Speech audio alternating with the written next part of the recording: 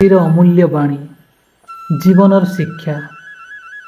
ଶିକ୍ଷାର ସତ୍ୟ ଅର୍ଥ ହେଉଛି ନିଜକୁ ଶ୍ରେଷ୍ଠ କରି ଗଢ଼ିବା, ପୁସ୍ତକ ପଢ଼ିବା, ପରୀକ୍ଷା ଦେବା ଏବଂ ସାର୍ଟିଫିକେଟ୍ ପାଇବା। ଏଇଟା କେବଳ ଶିକ୍ଷାର ଆରମ୍ଭ, କିନ୍ତୁ ସତ୍ୟ ଶିକ୍ଷା ହେଉଛି ନମ୍ରତା, ଦୟା, ସତ୍ୟବାଦିତ୍ୱ ଓ ନିଜର କର୍ମର ପରିଶ୍ରମ। ମନେ ରଖ, ଧନ ହାରିଲେ ଆଉ ଥରେ ମିଳିପାରେ, ସ୍ୱାସ୍ଥ୍ୟ ଖରାପ ହେଲେ ଚିକିତ୍ସାରେ ସୁସ୍ଥ ହୋଇପାରେ, କିନ୍ତୁ ଶିକ୍ଷା ନଥିଲେ ଜୀବନ ସଦା ଅନ୍ଧକାର ରହିଯାଏ। ଶିକ୍ଷା ବିନା ମଣିଷ ଧନୀ ହୋଇଥିଲେ ମଧ୍ୟ ସେହି ଧନର ମୂଲ୍ୟ କେବଳ ଅନ୍ୟକୁ ଦେଖାଇବା ପର୍ଯ୍ୟନ୍ତ ସୀମିତ। ଶିକ୍ଷା ବିନା ମଣିଷ ସମାଜରେ ଆଲୋକହୀନ ଦୀପ ପରି। ଶିକ୍ଷାର ଶକ୍ତି, ଶିକ୍ଷା ହିଁ ଦାସକୁ ମୁକ୍ତ କରେ।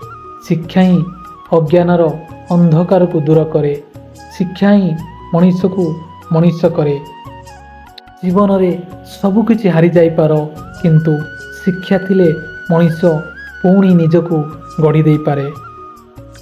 ଜଗତରେ ବହୁତ ଲୋକ ସମ୍ପତ୍ତି ଛାଡ଼ିଗଲେ, କିନ୍ତୁ ତାହା ସମୟ ସହିତ ଶେଷ ହୋଇଗଲା। କିନ୍ତୁ ସେମାନେ ଯେଉଁ ଶିକ୍ଷା ଓ ଜ୍ଞାନ ଛାଡ଼ିଗଲେ, ସେମାନଙ୍କୁ ଆଜି ସାରା ବିଶ୍ୱ ସ୍ମରଣ କରୁଛି। ତେଣୁ ପ୍ରତ୍ୟେକ ଦିନ କିଛି ନା କିଛି ନୂଆ ଶିଖ, ପୁସ୍ତକରୁ, ପରିବେଶରୁ, ଅଭିଜ୍ଞତାରୁ ଏବଂ ବିଫଳତାରୁ। କାରଣ ଶିକ୍ଷା କେବଳ ସ୍କୁଲରେ ନୁହେଁ, ଶିକ୍ଷା ସାରା ଜୀବନର ଯାତ୍ରା।